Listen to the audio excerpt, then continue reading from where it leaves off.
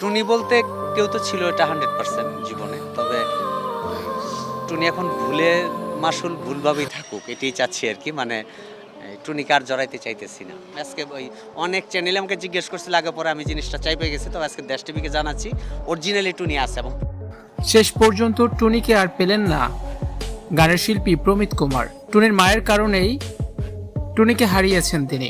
টুনির মৃত্যুতে গভীর শোক প্রকাশ করেছেন এক সময়ের আলোচিত এই সঙ্গীত শিল্পী।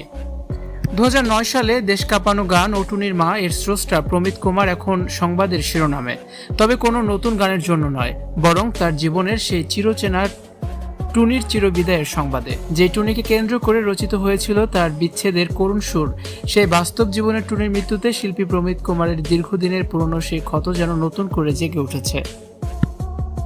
দীর্ঘদিন লোকমুখে প্রচলিত ছিল যে টুনিকে না পাওয়ার বিরহে প্রমিত কুমার চিরকুমার থেকে গেছেন। তবে সাম্প্রতিক তথ্যে জানা গেছে ভিন্ন এক বাস্তবতার গল্প। টুনিকে হারিয়ে প্রমিত কুমার শুরুতে অবিবাহিত থাকার কঠিন সিদ্ধান্ত নিলেও শেষ পর্যন্ত পরিবারের প্রবল চাপে জীবনের মোড় পরিবর্তন করতে বাধ্য হন। পরিবারের ইচ্ছা পূরণ করতে তিনি বিবাহ বন্ধনে আবদ্ধ হন এবং বর্তমানে স্ত্রী সন্তান নিয়ে সংসার করছেন।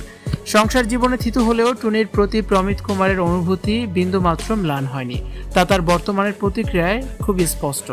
টুনির মৃত্যুর খবর শুনে কান্নায় ভেঙে পড়েন এই শিল্পী। তিনি আবারও পুরনো সেই আক্ষেপ প্রকাশ করে বলেন, কেবল টুনির মায়ের বাধার কারণেই টুনিকে তার জীবনসঙ্গী করা সম্ভব হয়নি। এই না পাওয়ার বেদনা তাকে আজও তাড়িয়ে বেড়ায়। 2009 সালে যখন অডিও ক্যাসেট ও সিডি যুগের সূর্য অস্তমিত হচ্ছিল, ঠিক সেই সময়ে ও টুনির মা গানটি ছিল ইন্ডাস্ট্রির সর্বশেষ বড় ধামাকা। প্রমিত কুমারের সেই ভাইরাল গানটি কেবল একটি বিনোদনের মাধ্যম ছিল না, বরং তা ছিল একজন শিল্পীর হৃদয়ের রক্তক্ষরণের বহিঃপ্রকাশ।